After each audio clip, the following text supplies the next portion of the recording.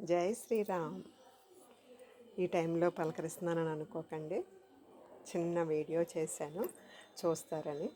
మా చిన్న బ్రహ్మకమలం మొక్క కుండీలో పెరటి వైపు ఎంత బాగా విచ్చుకుందో చూసారా.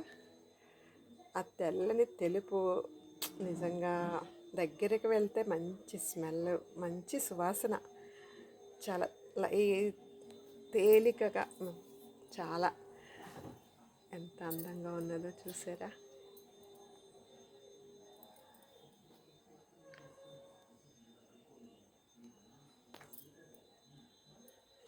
ముక్కోటి ఏకాదశి రోజుని ఆ శ్రీ మహావిష్ణువుకి ప్రీతికరమైంది.